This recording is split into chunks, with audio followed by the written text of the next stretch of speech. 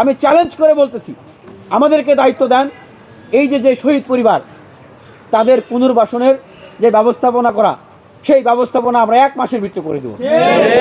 এই যে যারা আহত হয়েছেন, যারা এখনো কাতরাচ্ছেন, তাদের ব্যবস্থাপনা আমরা 1 মাসের ভিতরে করে দেবো। চ্যালেঞ্জ করে বলছি, আপনারা তো 6 মাসও পারেন না। 6-7 মাসে আপনারা কি ঘোড়ার ডিম করেছেন? আপনাদের ফার্স্ট প্রায়োরিটি ছিল শহীদ এবং আহতদের সুচিকিৎসা, তাদের পুনর্বাসন।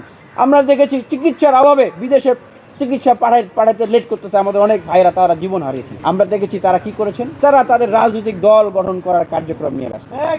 আমার মুখের কথা নয়, যারা শহীদ হয়েছেন, আহত পরিবার রয়েছেন, শহীদ পরিবার রয়েছেন, তাদের কাছে যান, আপনারা খোঁজখবর নেন। তারা এখন খুলে বলতেছে বাস্তবতা, যে আমাদেরকে বিভিন্ন প্রোগ্রামে ডাকা হয়, বলে আসেন আপনারা নাম লেখেন, এই ডকুমেন্ট সাবমিট করেন, এই প্রোগ্রামে আসেন, এইটা করেন, উপস্থিত হন, আপনাদেরকে টাকা দেওয়া হবে, আপনাদেরকে সহযোগিতা করা হবে।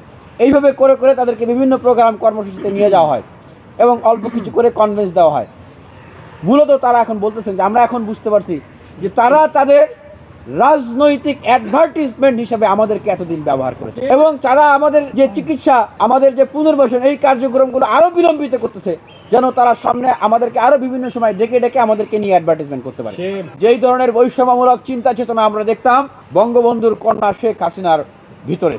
তিনি বারবার ভাবতেন তার বাবাই মুক্তিযুদ্ধ করেছেন, সকল মুক্তিযুদ্ধর মালিকানা তার বাবার, সুতরাং এই বাংলাদেশে তার একটা বিশেষ প্রায়োরিটি থাকতে হবে।